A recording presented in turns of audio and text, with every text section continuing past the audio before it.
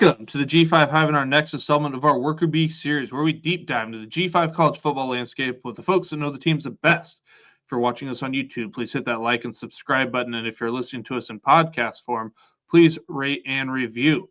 Today, we'll be heading over to the American Athletic Conference and taking a look at the Mean Green of North Texas, who finished 6-7 last season and appeared in the First Responder Bowl. They wrapped up their 2025 spring practice with their final practice on April 12th.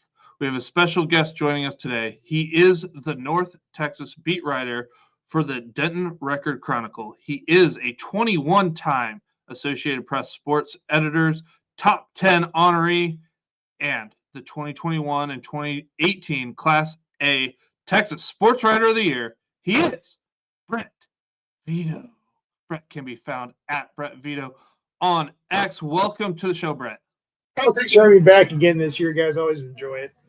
We are glad to have you back. And for those who missed us last season and are just turning into the G5 Hive for the first time, can you tell us a little bit about yourself and how long you've been covering North Texas football?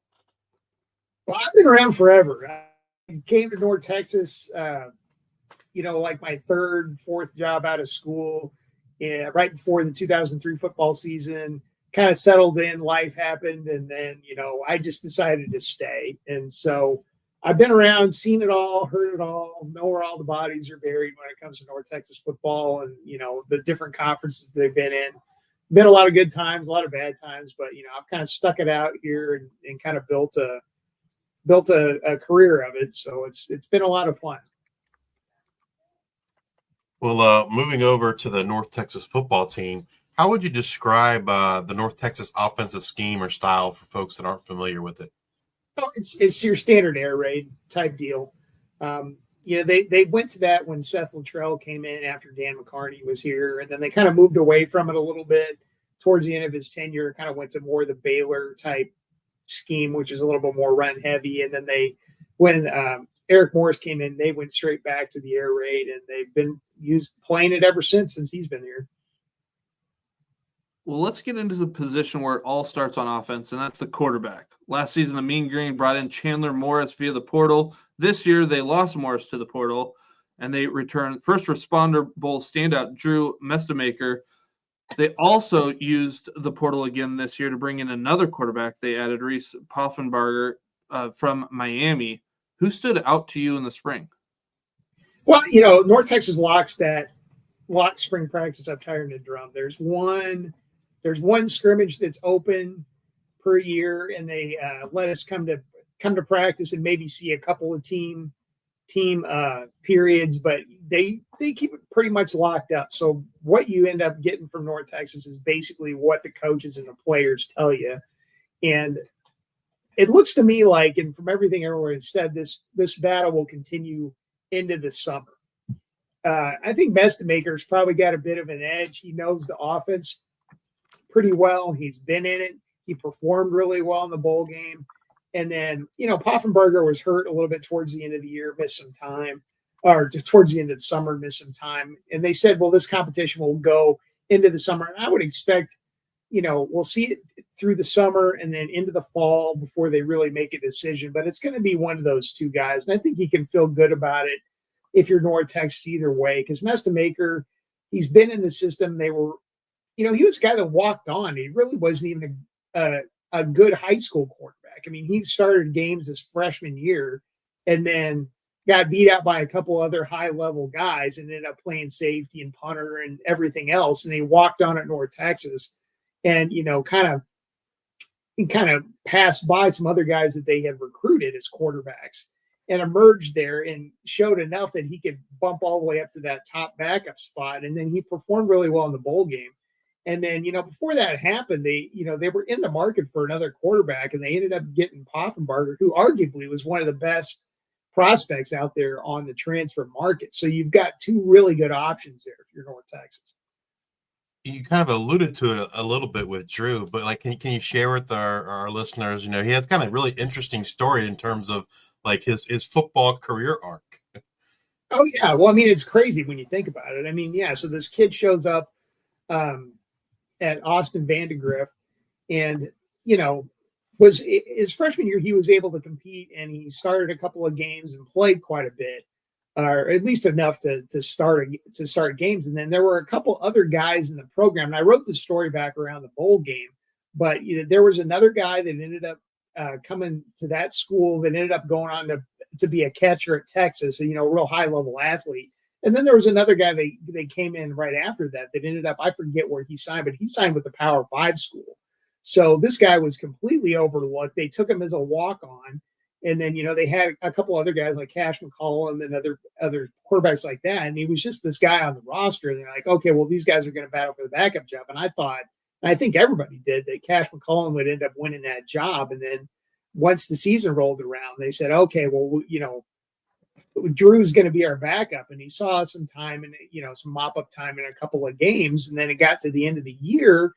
And, Chandler Morris, who played really well throughout the year, after rebuilding his career after he left TCU, he ends up deciding, okay, I want to make some money my last year. I want to go back to the Power 5. He dips into the portal and he ends up landing in Virginia. So they've got nothing going into the bowl game. So we're like, well, what the heck are they going to do? They don't really have any real good options here. Not a lot of scholarship, highly recruited guys. They threw Messamaker out there, and he was lights out. I mean, he played really, really well. Granted, he made a couple of mistakes. He threw one red zone interception that kind of hurt him. But, outside of that, he was just nails in that game, and he kept him in it right up until the end. Broke one long touchdown run that gave him a chance in the last couple of seconds. So, at that point, he was clearly in the running for that job heading into the offseason when they also were going to have Poffenbarger. And all of a sudden, when you had no good options or at least what appeared to be no good options heading into the bowl game, all of a sudden now you got two, which, speaks well to what North Texas has been able to do with quarterbacks. And especially, with what Coach Morris has been able to do with quarterbacks. As you think about it, he just had the number one pick in the draft.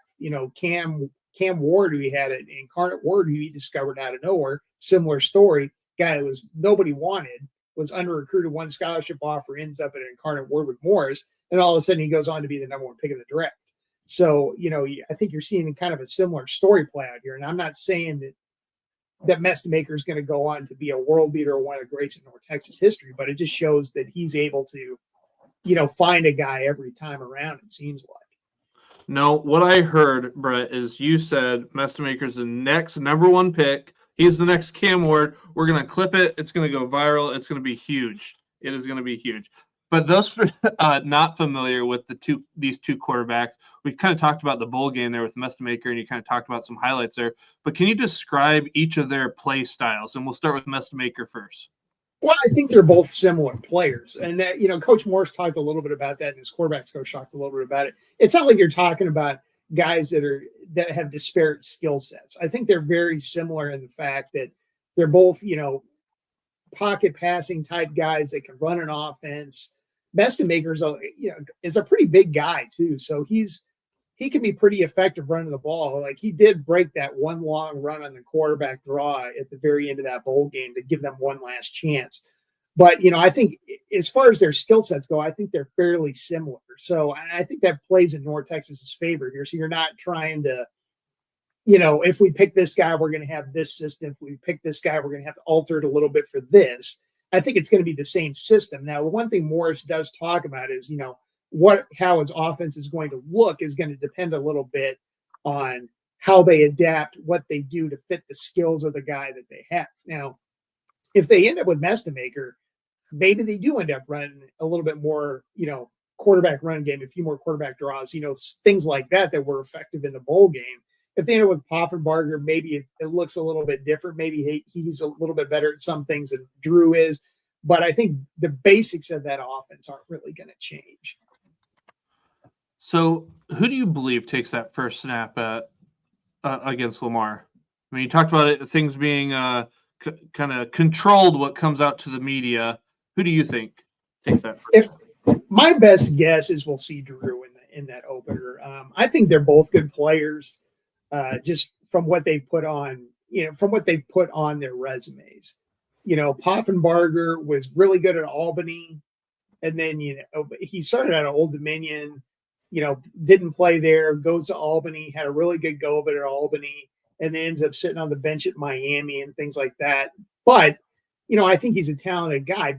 I just think that Drew, because of his experience in the system, his knowledge of what North Texas runs and how it's going to go, and then on top of it, the fact that he actually spent a whole year, right? So he's got that year in the system plus spring practice, and then Poffenbarger missed a little bit of time. I just think heading into the season, if you look at heading into the offseason, if you look at the tea leaves, as long as Drew stays healthy and produces in the offseason, and because you have more access to these guys now, the coaches do. You get more workouts, more OTAs and stuff like that. As long as he handles his business in OTAs, which I'm sure he will. I think that's what we're going to end up with when they kick the season off.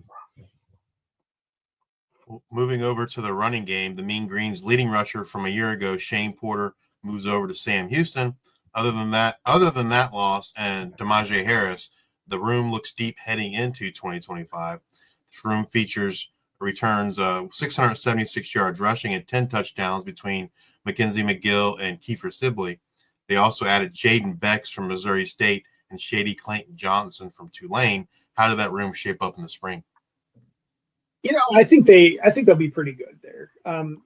They've got a really good quarterbacks coach, Patrick Hobbs, who was one of the all-time greats here. He got his first chance to coach at in college, coming back to his alma mater after he coached in high school, after his NFL career. Every year he comes up with a stable of guys that are able to keep that running game going. He's found them everywhere. He's had guys transfer from small schools. He's had high school guys come in. He's had transfers come in. But he always seems to be able to put together a good room, and he's got a lot of good options there. With Porter leaving, but that hurts. But McGill, he's a player that's proven himself. Sibley was a really highly recruited guy. I think he'll be a key part of the whole thing. And Becks is one of those speed guys that gives them a dynamic that they really didn't have last year. And then Clayton Johnson, he wasn't a starter at Tulane, but he was in that rotation. So I think we're going to see what we've seen from North Texas in the past, which is a group of running backs that they'll rotate in and out of there. They'll be highly productive. If somebody gets hot, they may stick with him and that kind of thing. And they'll kind of use their skill sets in that offense effectively. How would you, for the listeners, partition them up in terms of skill sets? Like you said, Beck's probably the third down back speed guy. Is there, a goal line guy or, a guy they want to, bounce inside the tackles? Well, McKenzie kind of did that last year. He was, the guy they brought in short yardage type situations around the goal line and stuff like that. And Kiefer was just kind of your solid all-around guy that I think he's going to continue to grow. I think he's got a really high ceiling and he'll continue to get better. But, I think they're going to use them all in a little bit the same way. I just think we may see the little bit of their skill sets be used in different ways. And I'm intrigued to see what Becks does, just because, he's come from a small school, but he's really he has that dynamic speed, and that's what they really talk about with him. Who do you think gets that first carry of the season against Lamar? Oh, I'm sure it'll be McKenzie. That would be my guess, is that he'll end up being the starter because, he's a guy that's been there. He's a guy they trust, and they do have that week one kind of layup game. But, I think when it comes down to when it gets to the point where they're really going to have to depend on somebody out of the gate in the first key spot in the season, I think that's where they end up going. So, Brett, you talked about the air raid offense. We talked about the quarterbacks. Now we got to talk about the wide receiver room. This room lost 5 guys who accounted for 256 targets, 2,342 yards receiving, and 24 touchdowns in 2024. The big losses are Damian Ward Jr. and Blair Conwright to graduation, while all-conference first-teamer DT Sheffield is off to Rutgers. The room is highlighted by the bowl game breakout of Miles Coleman, but they also return Dalton Carnes, Wyatt Young, and Landon Sides. How did this group look to you in the spring? It's kind of like with the quarterback situation in North Texas. I think we've gone through this whole panic that North Texas isn't going to have enough good wide receivers thing for years. We did that when Seth Luttrell first came in. We're like, oh my God, they don't really have any wide receivers, and then they end up finding a bunch of guys. I think with this system and with the way they run it, I think they'll be fine. They've got some guys that are good players. They made a really smart move with Miles Coleman. He was a guy that was one of the most productive players in the state at one of the highest levels. And everybody passed on him because he's a tiny guy. He's like 5'5", 5'6". It was a 5'5", 5'6" running back slot guy, and everybody's a little hesitant to take him, even though he was highly productive. They ended up taking him, and he's just had a monster go of it. I think he'll be really good again. We know that Landon Sides, he was another guy that was kind of not highly recruited, but has turned into a really productive player for them. And then you've got a bunch of other guys behind those guys that I think you can kind of assume that they're going to be pretty good there. Landon's a good player as well. Is there anyone that's kind of standing out or that you've heard has a great connection with either quarterback? Well, I mean, Miles and Drew, have a really good connection. You saw that in the bowl game, right? I mean, he caught one touchdown pass down the middle on kind of the double post there. And you could really tell that Drew is comfortable with him and looks for him. Like at the end of the game when they were kind of behind the 8 ball there, when they were down late, they needed a field goal in the last minute, they were pinned deep. Drew tried to throw Miles the ball down the middle of the field once. I just think they're really comfortable with each other. They play together a long time, and Miles is one of the better receivers on that team. So I think we're going to see a lot of Miles, especially if Drew ends up being the starter, which is kind of the way it looks like it's going to go. But they do have a lot of good options there. Like I said, Landon's a good player who was hurt a lot of last year, who's now healthy again. And Wyatt Young, he's another guy that, he was a guy that played a host of roles for his high school team. I think he was like the utility player of the year at the 5A level in Texas because he played offense, defense, special teams, everything. They didn't even really know what they were going to do with him when they got him in there. Just say, this guy's a good football player. We'll figure it out when he gets here. They put him at wide receiver, and now you can kind of see, okay, now that he's been at wide receiver for a while, you can see him kind of developing that skill set to where he's going to be a good player for them for the next several years. So I would expect him to play a key role as well. But with Miles playing the slot, I assume the plan is for Landon to move to the outside receiver. Yeah, I mean, they played Landon a little bit out there, and then they ended up with one extra scholarship for a receiver, and they needed some help on the outside, and they did end up taking a junior college player late, and so I think that was one area they kind of needed some help, and they kind of filled it in when they went ahead and took him. And so let me find his name here because it's not jumping to the top of my mind here, but so that was it Simeon Evans or the Cameron Dorner, the D2? No, it was Sheldon King. They got him from Snow College. Now we'll see those other two guys on the outside, but that was the last piece they added Sheldon King from Snow College just in the last couple of days, and I think he's going to be one of those guys that they depend on the outside there a little bit more. So I guess we're talking about where guys are positioned, and we talked about earlier how all those targets are vacant from 2024. I guess, who do you see out there week one? We've got 4 guys out there, and how do you see them getting divided up? I assume you got Landon Sides out there and Miles Coleman, and then you talked about Sheldon King. Is there another person that you would add there? Well, I think you're going to see. I mean, it's just going to depend on the way things transpire here the rest of the way. Dalton Carnes is also a good player. I wouldn't be surprised if Wyatt Young ends up out there. Simeon Evans, that was another one I wanted to talk about here. He's a transfer from Sam Houston. He was one of Sam Houston's better players, and I think he was their leading receiver last year. I'd have to look back to be absolutely positive. But, I think he's going to play a key role. They're really high on him. So, I mean, that's another guy you can see in the starting lineup there. But, yeah, I mean, that would be my guess. Would probably be Landon, Simeon, Wyatt, maybe Miles, Coleman. That's the, could be a direction they go. If you were to describe how the tight ends are utilized in this offense to someone that's never caught a North Texas game, how would you describe it? Well, they don't really use the tight end a heck of a lot. At least they didn't last year. They used them in some short yardage situations. and things like that. But this year they brought in Trey Williams, a D2 transfer, and then Connor Vaughn from Tulsa, and they have some guys that come back as well.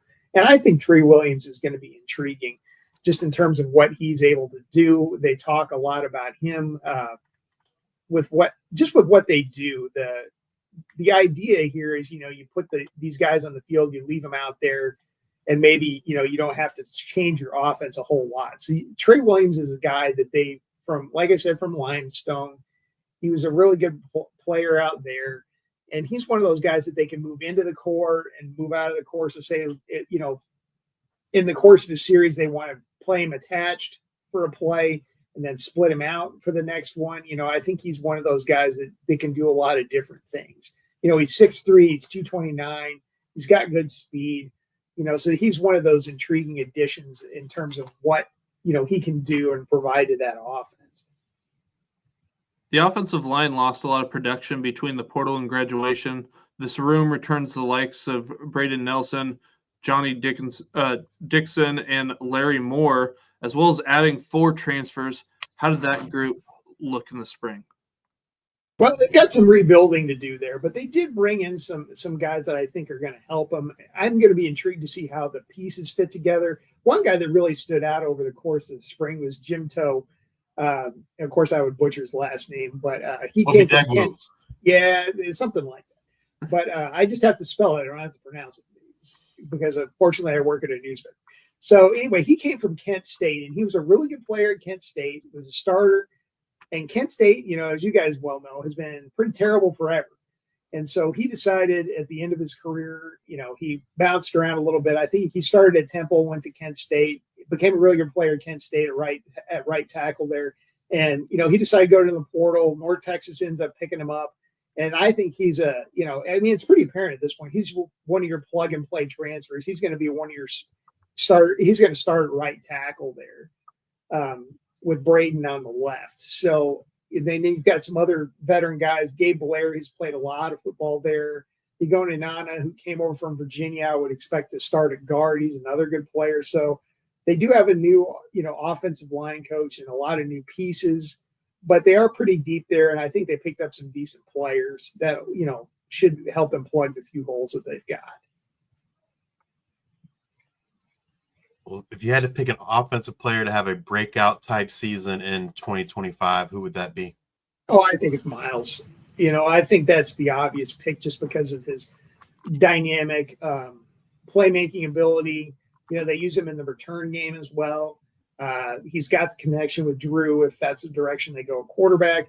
So I think the balls that they put in the air and the amount of guys that they lost, especially DT, with DT going to Rutgers, I think he's your obvious choice. There, a coach even made the argument that Miles was playing better than DT towards the end of the year.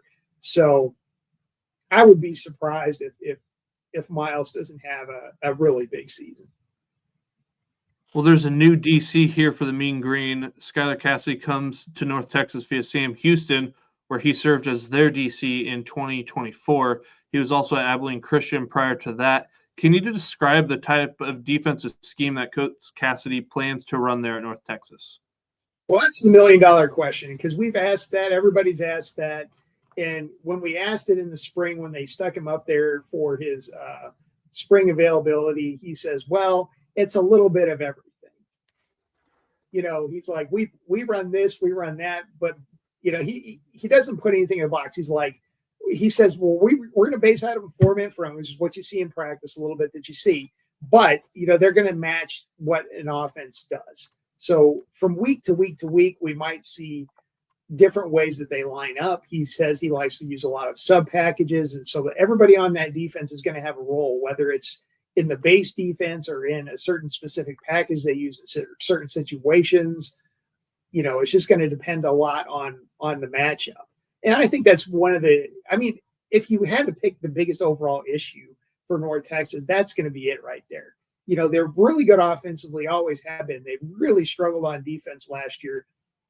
Cassidy was really successful as the defensive coordinator at Abilene Christian, went to Sam Houston, was really successful as the defensive coordinator there. He's the son of a longtime college football coach.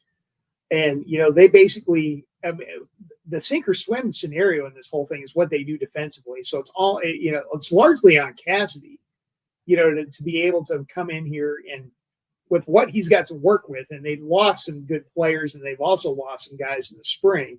Can he put together a defense that's going to be competent enough to complement that offense to where they'll be able to win, the 7-8 games that they really hope they're going to win this year, to kind of get things steered back in the right direction? That's kind of reminds me of our conversation that we had last year, where that talked about the defense and kind of the issues with, having a different scheme and not having the types of players to run that type of scheme. Is that kind of the same fear that you have maybe kind of going into here? If we don't know what scheme we are, do we have the players to run that? Well, that was the big thing last year, because they went to the 3-3-5, and the whole deal with that 3-3-5 scheme is you need a really big defensive ends, you need a really big defensive tackle to plug the middle, you need linebackers that are, with the ability to run and hit, which is always inherent in linebackers, but guys that fit that kind of scheme. And you needed safeties that could be real big and run support and that kind of thing. And, they ended up taking a guy that they thought would fit that role, and then he missed the entire year and then transferred out after getting hurt. So I don't think it's as big an issue this year. I think the problem that they're going to have is, for any defense, you're going to need a good defensive front. And that's that good front six, front seven, whatever ends up being in the scheme that you're running. And they just lost a ton of talent out of that front. They ended up losing, all four of the guys that are listed as starters on their defensive line for the bowl game. They lost a couple of good linebackers that were big players for them this year. And then they've really been hit hard in the transfer portal period this spring when you didn't expect it. They ended up losing VJ Bronson to Rice, who was going to be a backup guy. It looked like he ends up dipping in the portal. He ends up turning up at Rice. He'll probably be a depth guy there, but that's one less guy you have. And then all of a sudden, Quincy Wright, who came over from Sam Houston, they're really going to be – this defense is going to largely be dependent on how this batch of transfers from Sam Houston to follow Cassidy fare at a higher level of football. Well, Quincy Wright was one of those guys that you thought, okay, this guy makes a lot of sense. He's going to be a really good player for North Texas, and he ends up going into the transfer portal. After signing with North Texas, he was here for, a cup of tea, and then he's out. So, I mean, that really – throws a little bit of a wrench in the works for North Texas in terms of what they're going to have to do to make this work. Well, let's dig in a little bit more on that defensive line in front. As you mentioned, they graduate Roderick Brown, Terrell Dawkins, and Jake Shipley. They also lose Braylon Charles to the portal. Those four guys accounted for 14 sacks and 60 tackles a year ago. It seems like the highlight of the room as far as returners is Fadafehi Vailea on the inside. And then, as you mentioned, they also had several transfers, some of which have transferred again, follow Coach Cassidy over from Sam Houston.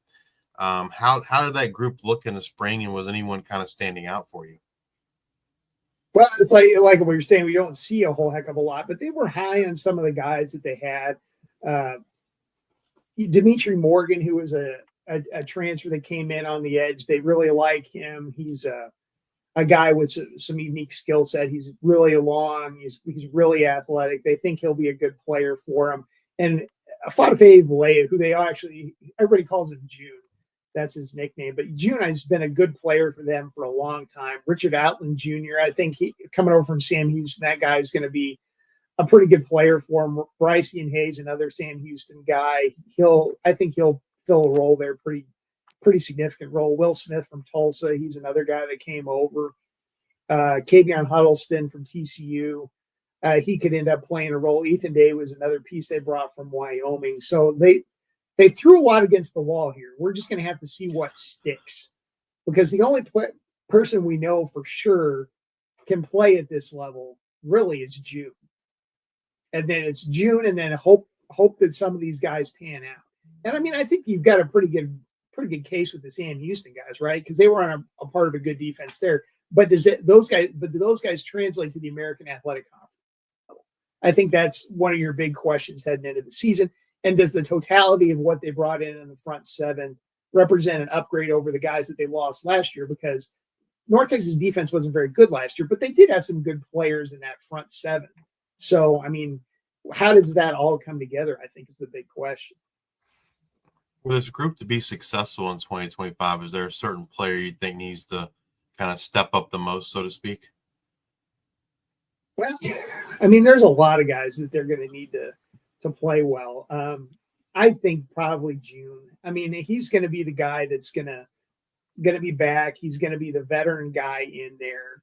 I think he's going to be somebody they're really going to need to depend on. I think you're also looking at Ethan Wisłowski. Well, what we're talking about the front seven here, he's a linebacker that's been there for a long time. And will be a leader for that team. They've talked a lot about how he stepped up this year.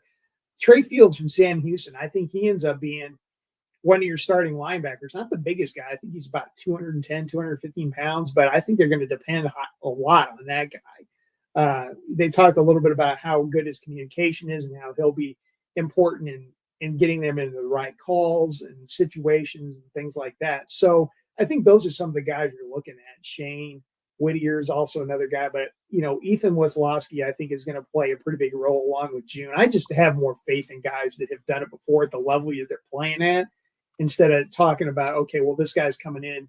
You're going to hope that he translates to a new school, new system, new level. That's always dicey if you ask me. But so those guys would be the ones I would look to kind of level things out with Jalen Smith and Jordan Brown, who were pretty good linebackers from North Texas last year, leaving along with those guys in the front four. Well, let's talk about some of those linebackers, and I guess for people who weren't maybe paying attention or didn't have all the stats in front of them, the Jalen Smith and Jordan Brown, they both graduate. Those two accounted for 117 tackles in 2024. And then you talk about Ethan Wisłowski, you got Shane Whitter, you got Samaje Burrell and Trey Fields, who came over as transfers.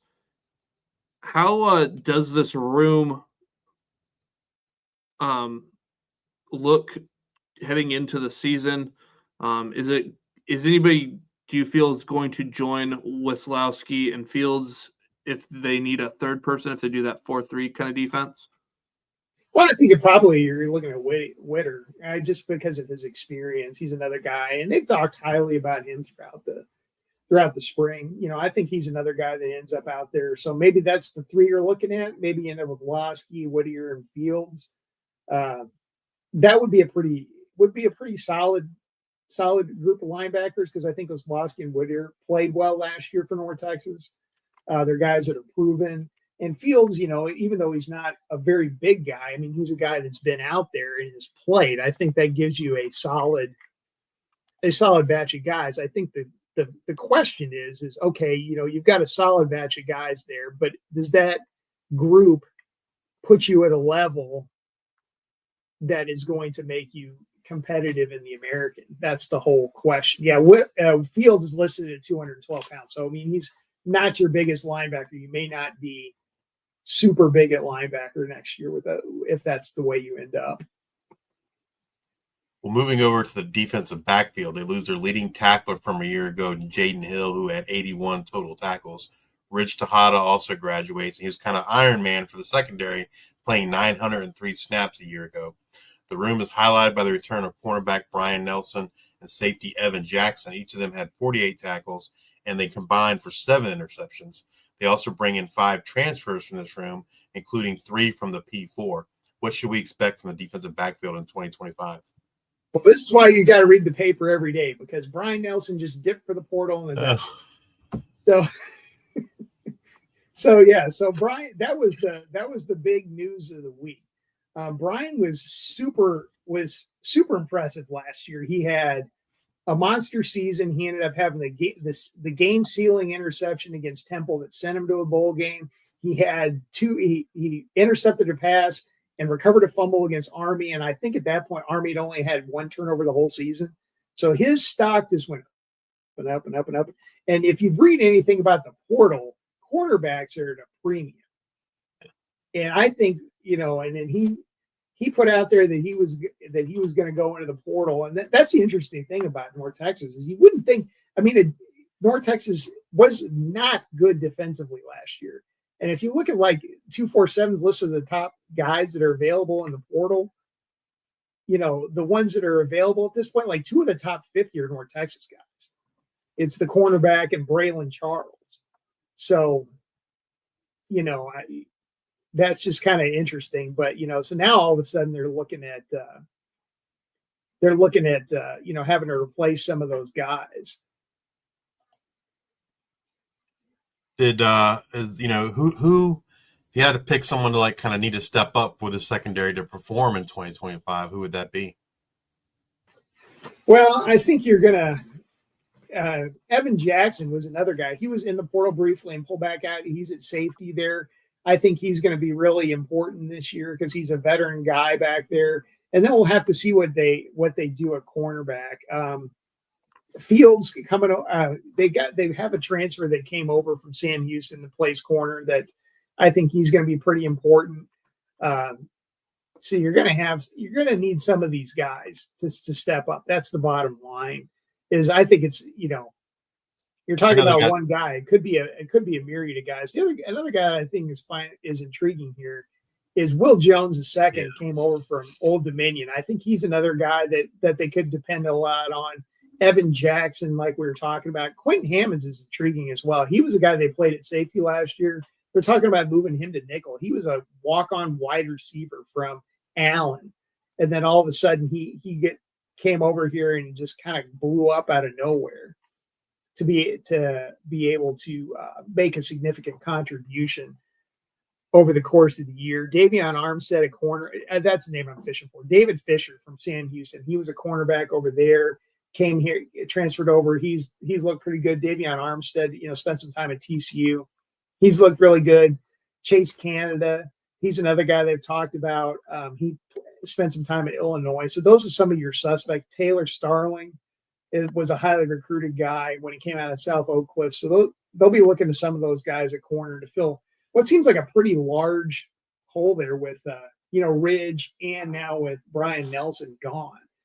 Because, those are 2 big spots to fill, and I'll be real intrigued to see how they end up filling them.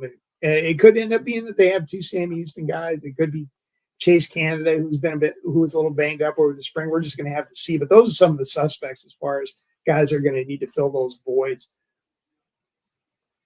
All right, if you had to pick a defensive player to have a breakout type season in 2025, who you got?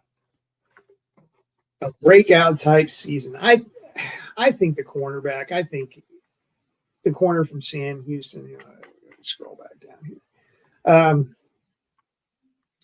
Because there's such a void there at cornerback. They're going to have somebody come through for him, and if it's going to have to be David Fisher. I think.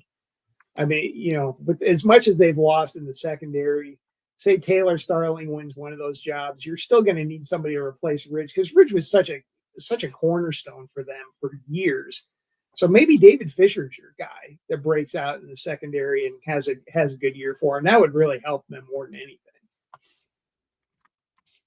Well, we've talked offense and defense. Let's talk a little bit about the special teams. How are those special teams units looking, and are there any concerns? Well, the good thing with special teams is they've got all their key specialists coming back. You've got your kicker, Callie Nguma's back. You got your punter, Sawyer Evans is back. Miles Coleman kind of emerged as one of your key return guys. So a lot of those guys that they really depended on are going to be back. And, they always trot the special teams coach out every spring because he's also I think he's the associate head coach. But anyway, he comes out, and so I think they're real comfortable with that. The thing that he talked about is we've got to figure out who our, kickoff coverage guys and punt coverage guys are. But he always seems to figure that out. They've got enough athletes to make that work. So they've got a pretty high-level special teams guy. He was at Alabama before he came to North Texas. So I think he can feel pretty good there if you're North Texas. You have your key specialists back and enough pieces to make that all work. Now that the spring practice is over, which position group or groups do you think is the most concerning heading into 2025? Oh, defensive front, without question. with that defensive front 7, 6, depending on the way they line up on a given. If they line up 4-3, your defensive front 7 or whatever. Because I think there's some guys you can feel good about there. I think you can feel good about Ethan. I think you can feel good about Trey Fields, but you can feel good about June as a defensive lineman. But there are just so many question marks other than those guys. You got all these Sam Houston guys that you don't know if they're going to translate to the American Athletic Conference level. You've got some young players that they may depend on, and just the whole batch hasn't played together, and they certainly haven't played together as a system. And that's the one big concern heading into the year is are they going to have a lot of problems on that defensive front? I mean, that's the bottom line. So it doesn't sound like the concern necessarily is we don't have depth here or depth there. It's we've got the pieces here. Just how do we mold these guys together and they work as one cohesive unit? Well, yeah, I think that's a concern, but I think the big thing is, are the pieces good enough for this defense to be top half of the American and get you to where you want to go, right? I think they brought in some guys, but are you confident that the guys that you brought in from Sam Houston, who maybe weren't the top end guys at Sam Houston, some of those other Sam Houston transfers went to the P5, went to bigger places, and they, some of the transfers they brought in, they already lost. Some of these guys ended up bolting anyway. So I mean, do you have, and some of the other guys that left? I mean, do you have enough talent in that defensive front 7 to make it work? And do those guys learn the system well enough to make it work? And now they're real confident. They'll talk about, we're going to be a lot better. We're going to be really good across the board defensively. We've looked good in spring practice. But I'm just, when you're bringing in a whole mess of guys that haven't proven that they can play at this level in a system that they haven't played in, under a coach they haven't played under, except for the guys that came from Sam Houston, I think you got to have a whole lot of questions about that. In today's age of NIL, revenue sharing, and the transfer portal, how have you seen it change the Mean Green's recruiting philosophy? Well, I mean, it's been a challenge for North Texas because this, there's not a ton of money out there. And there's always the thought of, okay, how do you fund this? There's a lot of interest in basketball here, or at least there has been in the last couple of years because they were really successful in basketball. Those questions have been asked. I've asked them, is there enough money here to go around to fund the football program from an NIL perspective at a level that they'll be able to be competitive? And I think that question still remains. I mean, revenue sharing is going to come in-house, but, how much is North Texas able to fund football? And is that going to make you competitive against the Memphises of the world? Because Memphis has got all that FedEx money and all that booster money. And I mean, of course, a chunk of that of theirs goes to basketball as well. But, is there enough pie here to go around to make North Texas competitive to the level it wants to be at? And I think that's what really remains to be seen. They've done a lot of good work on it. Coach Morris has talked a lot about, hey, we need to go out there and fundraise to help bolster our NIL situation. They've had, several events. They had a booster event at a local pub, so that a lot of people did that. And then they had a golf tournament and things like that. So, I mean, they're working at it, but that's the big question is, okay, even with all the work that they've done, can they put together a situation where they're going to be competitive with some of the other schools out there? And a lot of other schools are putting a lot of time and effort into it. I mean, that's the question I have is, are they going to have enough backing to be able to be successful in football? And I think that kind of remains to be seen. In back-to-back seasons now, we've seen them bring in a relatively high-profile quarterback via the portal. Is that a trend you see continuing, you think? Or we also know they brought in a real promising freshman at quarterback this year too.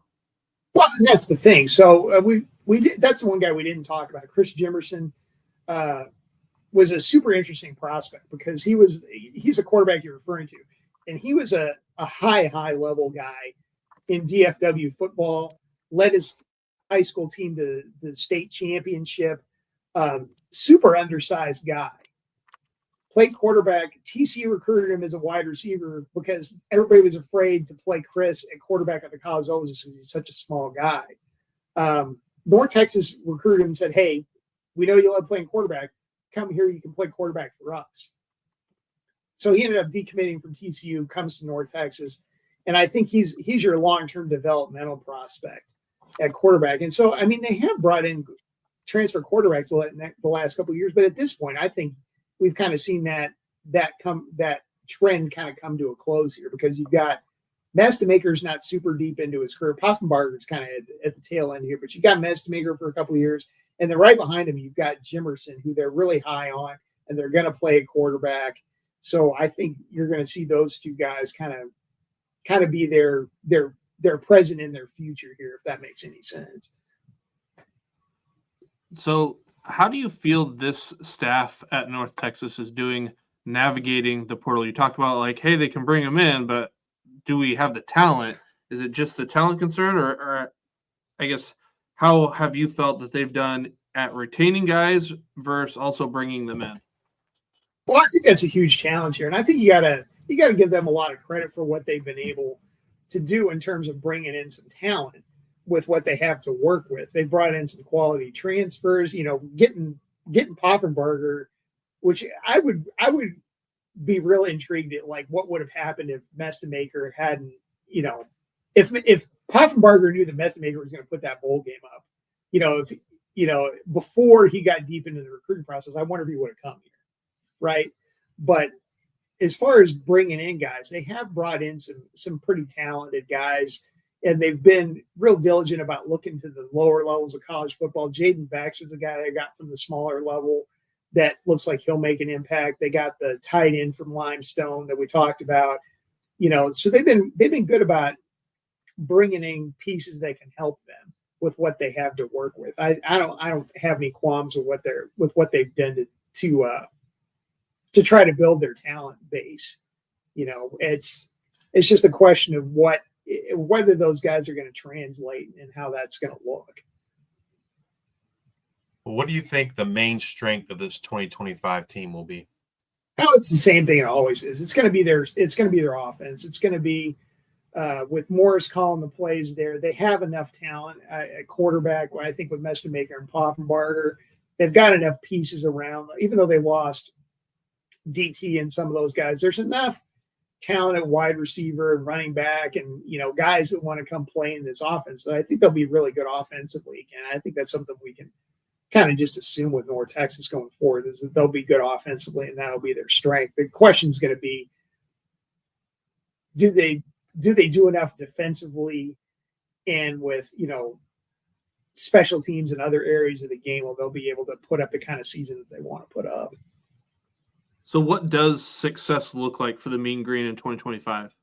Well, looking back to the what Coach talked about when he in his opening press conference when he came here, and he probably doesn't like that I jotted this all down and filed it away for all time and eternity. But he talked about I think we can get to the top of the American Athletic Conference very quickly. Well, very quickly, what does that mean? He didn't say in 2 years and 3 years and a year or whatever, but now we're going into year 3. And that first year where they didn't quite make a bowl game, but they made a step forward. The second year, this last season, they didn't get to exactly where they want to be. They weren't at the top of the conference. And I think they went 3-5, but they got to a bowl game. Now this next year, in year 3, if they could get to a bowl game and win it, I think that would be hugely successful. And he talked about it, I think last media day. He's like, this team needs to win a bowl game, because I think that's the other thing with North Texas. Everybody's been supporting and following this program for forever. And the last time they won a bowl game was at the end of the 2013 season. The last time they won a conference title was at the end of Darrell Dickey's run of success there in 2004. So it's been a long time since they put like a trophy in the trophy case. If they can do that this year, I think things, really start heading in a positive direction. Maybe that bolsters your support, that may bolster, your recruiting efforts and all that kind of thing. I think the fear is they go into this year and, they end up, leveling out. They go 6-6, or they and they don't, post a winning season or get to a bowl and win it. Because that's the thing. I mean, they haven't posted a winning season since 2018, so it kind of keeps bouncing along here, and people I think are losing their patience in terms of, with all the money that's been invested with the new football stadium. They opened an indoor practice facility. They did all this stuff that was supposed to push them to the next level. Well, people that contributed to the stuff that was supposed to push them to the next level want to see, well, when's that next level going to come? When are we going to get there? And I think, everybody's kind of getting to the end of the rope, at least among some of the supporters are like, we keep saying that this is going to get us there. Are we there yet? It's like a kid in the backseat of the car. Are we there yet? Are we there yet? Are we there yet? Well, hopefully this is the year they're going to say, yeah, we're there. Yeah, and to your point, if they just kind of keep spinning your tires, I might be less inclined to donate money this year because I'm not seeing anything. And, I think the whole thing is like coaches sometimes get 3 years is like they need to make those steps pretty quick for like, because you can only tell people for so many years and that like, hey, we're going to do this and this without the results before they're like, you know what, we're just going to try someone else. Well, yeah. And I mean, that's the other thing with this. We talked a little bit about, how basketball has been super successful, where they went and won an NCAA tournament game, and they went to the NIT 4 straight years. They won the NIT, and they won the College Basketball Invitational. I mean, they started a collective a few years ago just solely to fund basketball. So when there's only so much of the pie to go around, now whether they continue that success after Ross Hodge left for West Virginia, who knows? Because they lost the entire roster this last year or start from scratch. But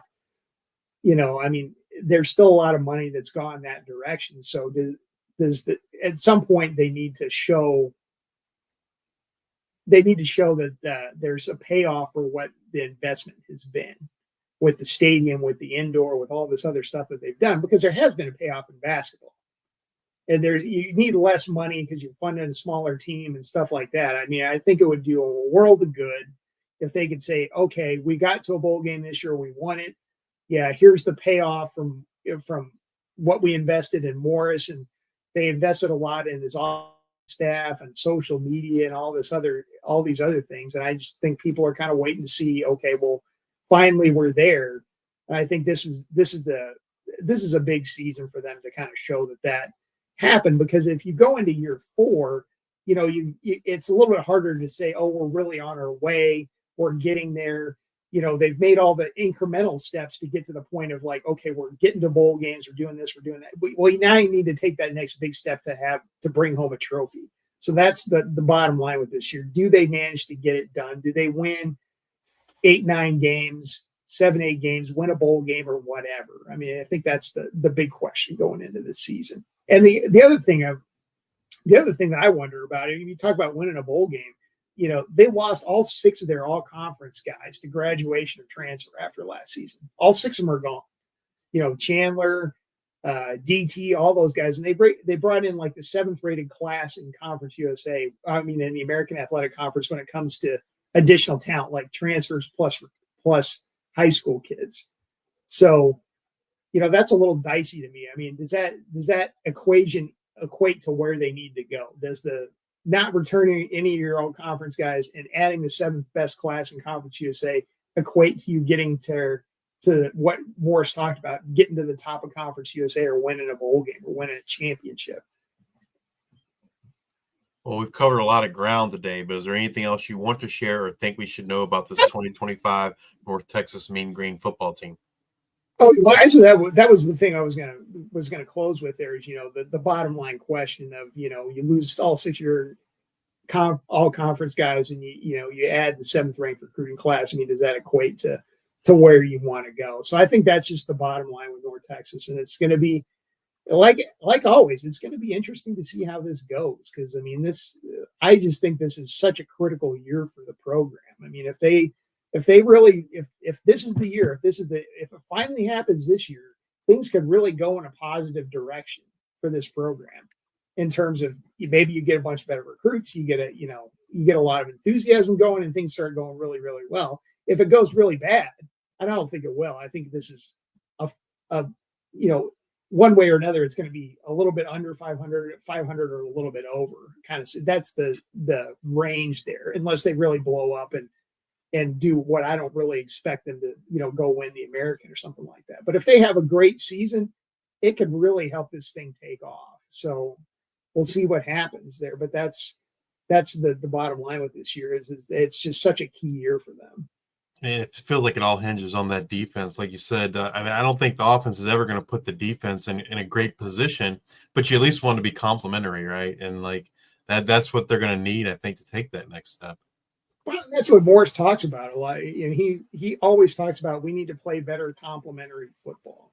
We need to, he's used that catchphrase multiple times, and I think you can see it on the field. I mean, there's a lot of times where, the defense put them in a really bad situation and the offense couldn't bail them out, or, the defense is struggling and they go throw three balls down the field and don't complete any of them and they're off the field. And then your defense is struggling, it's back out there. So we're just going to have to see what they end up doing in terms of playing a little bit better, just across the board, a little bit better complementary football. And can they make up for the loss of all those key pieces that went out the door after last year? Because it's not going to be easy to replace your Chandler Morrises and your DT Sheffields of the world. That's not going to be a super easy thing to do, even though they did well in the bowl game at quarterback. That's still a question that's hanging out there. Well, Brett, thank you very much for taking time out of your day to spend with us and share your knowledge. We greatly appreciate it. Yeah, thanks for having me, guys. If you're watching on YouTube, please hit that like and subscribe button. And if you're listening in podcast form, please rate and review on Spotify or Apple Podcasts. Thank you all for your support. And until the next time, we are the G5 Hive.